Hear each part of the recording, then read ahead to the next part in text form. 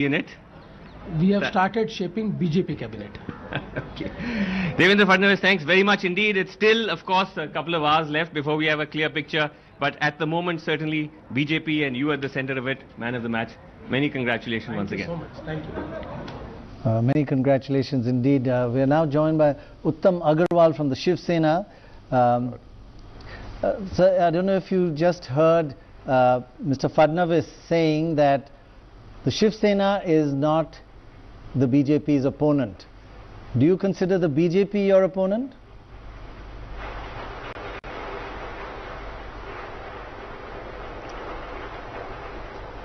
Mr. Agarwal, Hello? can you hear me? Hello? Yeah, I wonder, can you hear me, Mr. Agarwal? Hello? I don't think you can get me right now. Shoppan, just tell us a little bit about Mr. Fadnavis. He's a young guy, he seems very modest, and tell us a little bit about his background. Well, as Siddharth was mentioning earlier, here's a person who's come up through municipal politics in Nagpur. A rather blunt speaking person, completely in the RSS mold. Blunt speaking? Yeah, he's quite blunt. He's quite blunt. You know, he belongs to that breed of BJP leaders, like Vinod Taudev is one, Devendra Fadnavis is another. These are the new guys which the BJP has been bringing up after Mahajan, Munde, that leadership. Right. So with that vacuum created, it's likely that one of the two, in my view, is going to get a preeminence. Whether it's Devendra Fadnavis or Vinod Taude is a matter of debate, and because it will depend on what are the larger calculations are, whether Vidarbha is to get, whether Brahmins or OBC, etc. So this is the type of new leadership now which the BJP has been bringing up. Now that the people who were nurtured by Mr. Advani in the 90s have become senior leaders now. So here is a breed of people who are now the mid-ranking state leadership. So I would say what's encouraging and healthy is that there's a constant process of renewal in the BJP, and Devendra Fadnavis falls into that. But I think the larger problem which they have is going to be in Haryana, because I don't think that process has actually taken place in Haryana. In Maharashtra, you have a far more rooted BJP. Rooted, but still very young. Which is also positive, actually. It may be a young BJP, but it's also a rooted BJP. Yes, in Haryana, I think there's a far greater problem. Because it's just started off fresh. From nothing to suddenly... And many outsiders have come down. The only Haryana leader of consequence in a national sense was Sushma Swaraj, and she hasn't fought in Haryana for so long. Right. So a lot of new leaders. But what's interesting is look at the how well, actually, remarkably well, the Congress is doing in Maharashtra compared to the last time we actually checked the figures. Yes, they've picked up, and the Shiv Sena almost half the BJP, you know, the Shiv Sena 61, BJP 113, and the Shiv Sena has really not improved its position as much. Look at, compared to, you can see the graphic, compared to 2009 Vidhan Sabha, it had 44, it's gone to 61, but the BJP has gone from 47 to 113, more than doubled. So really the big gainer of this election in Maharashtra and in Haryana, of course, but Maharashtra we're focusing on now, is the BJP, and the Shiv Sena perhaps made a bit of a mistake. I think if this pattern continues, I think we are likely to see that old Shiv Sena BJP alliance being back reforged. Again. It looks like it, but it's certainly BJP Chief Minister. Redefined and reshaped. BJP Chief Minister. I don't think Uddhav Thackeray can claim to be. In fact, the Samna editorial yesterday itself was an indication of the that they knew something was that this was coming. But I think weaken Uddhav Thackeray's leadership also. I mean, if the Shiv Sena were a conventional party, which it doesn't. Let me go back to Uttam Agarwal. Sorry, sir, we couldn't get our audio earlier. I just wanted to ask you. I don't know if you heard what Mr. Fadnavis was saying, that for the BJP, the Shiv Sena is not their political opponent. Is the BJP your political opponent? No. In a political, first of all, there is no party is opponent, and we have worked together for 25 years. At the central we are together, at the municipal corporation we are together. But question is here today, we are going with the trend of around 260 total the seats. We all should understand there are 5 parties contesting, right? Margin will not be a very huge in winning. So let us wait for at least one hour more when at least 60% votes get counted. I am still confident, because take the example of Borivali, right? The first round the Shiv Sena was leading, now the BJP is leading. So neck to neck there are so many seats. If you see that the exit poll the Congress and CP, they were nowhere, but now here also leading almost, Congress on 43 and CP on 38. So let us see for one more hour, and I am sure that the Shiv Sena will be leading, and then we'll discuss. But they are not opponent to us. They are not opponents. So if they need you, you are happy to join them in forming a government?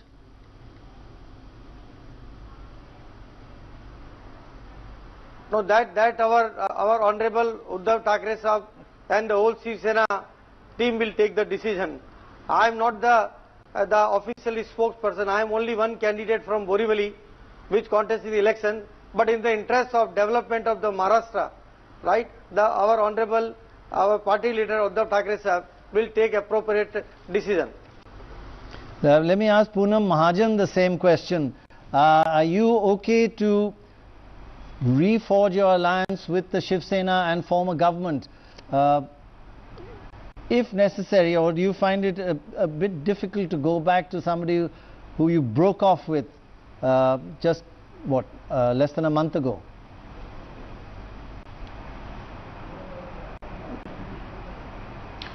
Dr. Roy, when we look at era of coalition politics, alliance politics, what was happening in 89, 99, 2009 and 2014, we see a difference in that. It's actually personally quite painful for me when we broke up from Shiv Sena, because my father and Balasaheb Thackeray was the architect, and we could, gain our power as a coalition with our thought process all over Maharashtra. But now what has happened behind and what we can look forward is very important. We've already, number one, said that Shiv Sena is not our opponent, not our enemy. We've always worked with them and would like to work with them.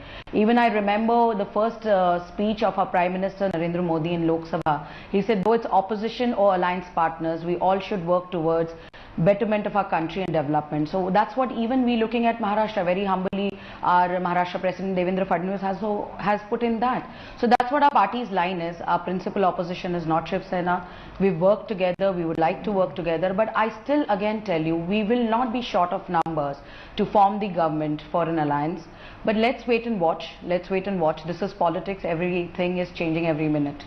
Yeah, that's true. But the issue, Mr. Agarwal, that you broke away. Did you overestimate yourself? Did you think you are stronger than you are? Because you are almost half the BJP in terms of leads at the moment in the results. But you were asking to be a majority. You wanted to be chief minister. Did you suffer from a little bit of overconfidence and exaggerating your own importance? No, I am not able to hear you the questions properly. The voice is cracking. So what exactly the questions I am not able to understand. Okay. Lot of noises are coming. Okay, I will come back to you. But it does look, I know you, Poonam Mahajan, we all know how your father created the party there, and you're now following in his footsteps. But you have a very young party. And if you let the Shiv Sena back in power, then over time they may usurp you. So in your young political life, wouldn't you like to go it alone? But I don't think you have an option anymore. Or is the NCP a possible option? No, no, no, not at all. Let us be very clear that NCP will never be. We have already said our principal opposition is Congress and NCP. The face of arrogance of NCP and their misrule for past 15 years. We can't even principally think of going with them as a party and as a member of parliament, I can be assured of. What we look at is number. Let's, as I've said, wait and watch, and in this era of electronic voting machines, by 11-12 we'll come to know where we stand. But I'm quite sure, as I've explained it to you also in Maharashtra, first time we seeing in history of Maharashtra a 4-cornered, 5-cornered fight, which has just come to a 2-cornered fight. So we just have to wait a little bit, as margins are going to be a little low in few strongholds of Sena or strongholds of BJP. We have to see that. And once those numbers come, I'm quite sure the kind of arithmetic we'll be playing with, we will be forming the government alone. I'm glad you said quite sure, not absolutely sure. No, because another realignment that could take place in Maharashtra, which is the MNS. It is now down to 3-odd seats. In fact, Raj Thakre announced that he would not in the future fight Lok Sabha election because we see ourselves as a regional party.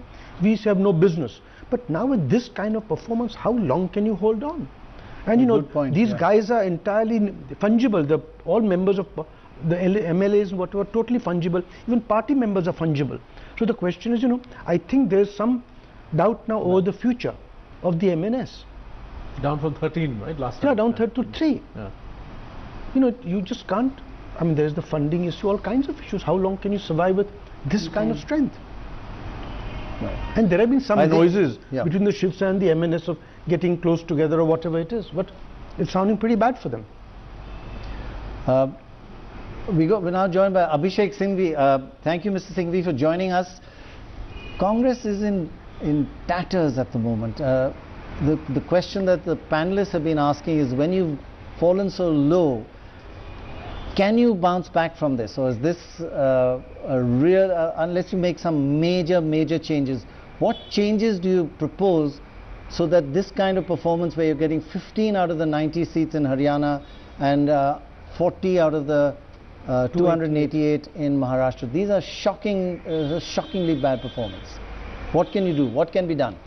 Pranay, I've been on the program since 9:30. I'm glad you finally recognized the Congress. I thought you are going along with the results and failing to recognize even the panelists. No. First of all, in case these figures are correct, and I dispute them, it is, of course, something very serious and very sad, and we are suitably depressed if they turn out to be true. All I can say is that we have to really gird up our loins in every which way and take corrective action, which we will. But I want to make 2 quick comments, Pranay. One is on your last set of questions to the BJP and Shiv Sena persons who were on your program just immediately prior to my coming on. I just wanted to, you asked the alliance question, and I want to just quote to you 2 quotations from Mr. Uddhav Thackeray on 5th October, a few days ago, and 6th October. On 5th October, speaking on BJP and Mr. Modi, he said, what are they up to? First, Modi comes to campaign, then his entire cabinet team is campaigning for votes in Maharashtra. They are like army of Afzal Khan trying to conquer the state. And then he said on 6th of October, how do you define keeping an eye on the coffers of the state and making a deal of Mumbai for the benefit of Gujarat? Is this not looting Maharashtra? And then talking about the blessings of Shivaji Maharaj is nothing but a farce. I have 2 or 3 more quotations. I won't take your time. I think you should ask this question as far as the supposed alliance and we are not enemies phrases are concerned. And the third and the last point I wish to make, Pranay, is that, of course, if you say these figures are right, why don't you ask that question? It's very down the drums. Just why don't you ask Poonam Mahajan one more point. No, one more point. No, let me complete last point. Go ahead. Last point, Pranay, last point. Go ahead. You know, leaving the Congress aside, which is very depressing, as I said, if you are true, it appears to me, and I don't have the latest trend because I have no screen in front of me, that the BJP is the one which has been making extremely tall claims about a blanket Modi wave, about a 144 without problem, possibly 2/3 or more than 144. Now, if the lead suggests, as some of the channels I've been on suggest, that they are going to stop somewhere between 110 and 120, then winning is one part. After all, after 15 years, we can't be very, very optimistic about getting large numbers. There is natural anti-incumbency. But winning apart, where is the, I mean, being the single largest party apart, where is this Modi wave? This elusive, mysterious, much talked about Modi wave if you end up at 150, 120? Well, Poonam Mahajan, why don't you answer that question? As Dr. Singhvi has said, leave Congress aside and let's talk about the alliance of Shiv Sena and BJP. I think they are more interested who will be coming on power and who they will be opposing with a very little number which we look at. We have, and the public of the people of Maharashtra have left Congress aside, that's what we can say. Anti-incumbency can be, looked into when you do mathematics of anti-incumbency. But what I have understood, that's not even anti-incumbency, this is anger of people, of misrule of 15 years of Congress and NCP. As we have been speaking about alliance, because Congress do want to force, shift their focus from their own poor management and poor performance from BJP and Shiv Sena, and we are very clear about our agenda. We've always said Congress is our principal opposition, not Shiv Sena. We have come together for past 25 years with the same thought process. Now we have decided to fight alone, and after this you wanted to decide to fight alone, and that's what we have come in public, and people of Maharashtra decided and want to give a clear mandate to a good governance movement. I don't understand, there is a question towards the Prime Minister, who is the Prime Minister. There is a Modi wave. Modi wave is a BJP wave. People look at the Prime Minister, his leadership, his performance in past 5 months, and pressing the button of lotus. So there is a connectivity which a Prime Minister as a Karyakarta of BJP working all over. And we talk about army of cabinet ministers coming to Maharashtra. This is what it shows, that a humble background of our party, that though he is a cabinet minister or a minister, is coming down to a particular Vidhan Sabha, humbly working for his party as a party person.